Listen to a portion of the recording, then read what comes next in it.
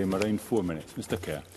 Well, let me just say, first of all, that I'm grateful for the motion, and I have to say that Kenny Gibson is someone that I do have respect for.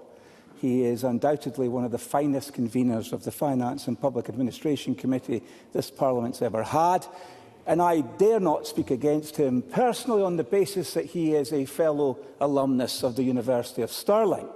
However, if there was a Holyrood Magazine award for the motion with the greatest content of manufactured grievance, he would win it by a landslide.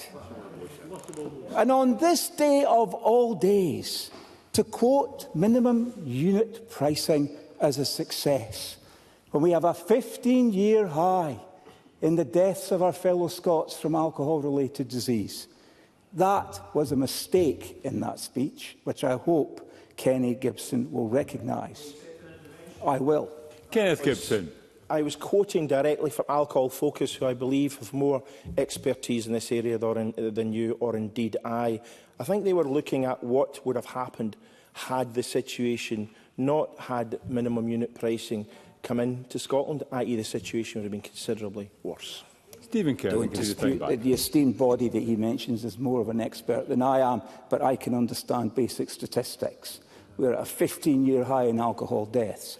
But when you think of the billions of pounds of trade that we do with the rest of the United Kingdom, and when you think of the hundreds of thousands of jobs in business engaged in that trade, it actually beggars belief that anyone would argue against UKIMA.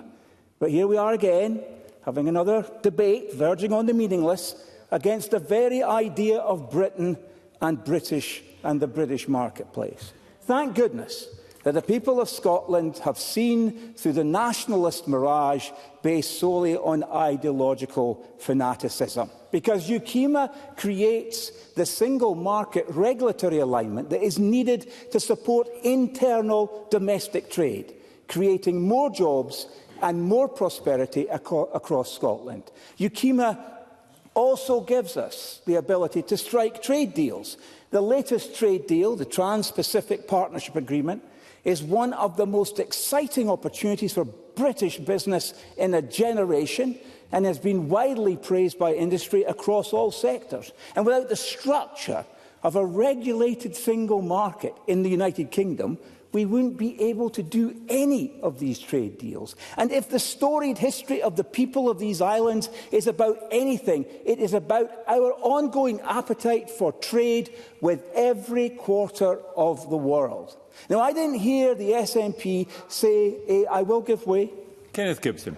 So keen on unregulated trade. Through the chair, please. Why are you against the single European market, which should include Stephen Kerr.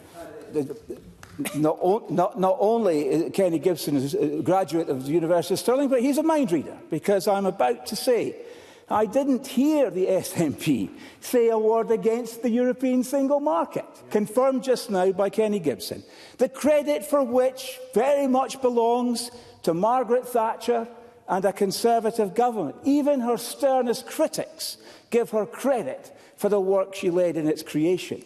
And of course, as a unionist, I am mindful that we are living in a devolved setting, and the United Kingdom Parliament remains sovereign, more especially in matters that underpin the cohesion and prosperity of all parts of the Union.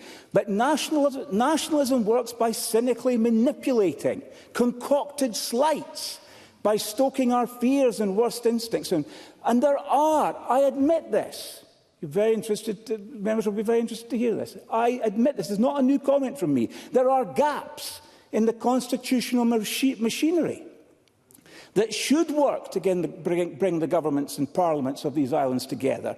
And as I contend, those gaps become a wide open space for the manufacture of the kind of grievance that we heard from Kenny Gibson.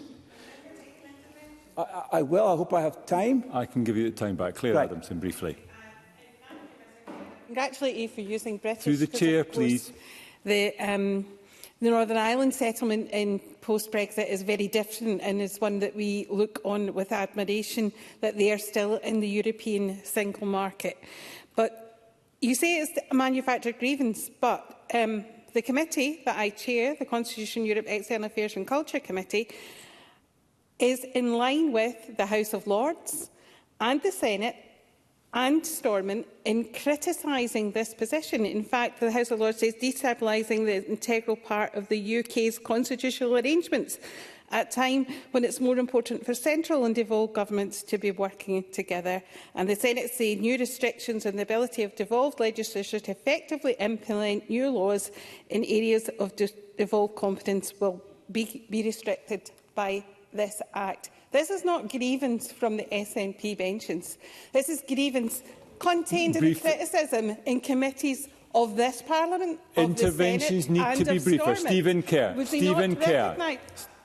Well, Claire Adamson, this is exactly about nationalist grievance from the SNP benches, because I'm making the case, if the member would care to listen, for a review of the constitutional arrangements by which the governments and parliaments on these islands work together, because I have long said, when I was an MP and now that I'm an MSP, I say the same. The devolution arrangements do not sufficiently encompass and underscore a vision of partnering.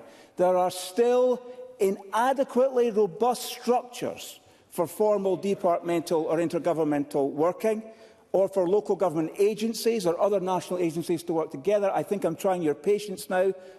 An intervention if it's brief and then you start I might to be the conclude. only speaker speaking in this fashion. I give way. Just a short point of information. Stephen Kerr is aware that common frameworks were introduced before the Internal Market Act. That was supposed to be the mechanism to regulate these issues. There's agreement about that. Does he believe that they work, or does he believe that they don't work?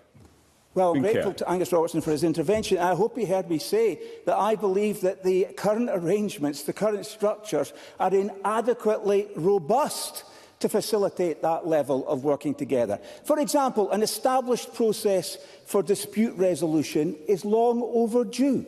So I hope that the Labour government will now pick up on these gaps and, working across the parties at Westminster and here, create those robust systems of working between the UK government and the devolved administrations and the mayors, the devolved mayors, which creates the basis for collaboration, leaving no space for the kind of pettifogging grievance embodied in this motion.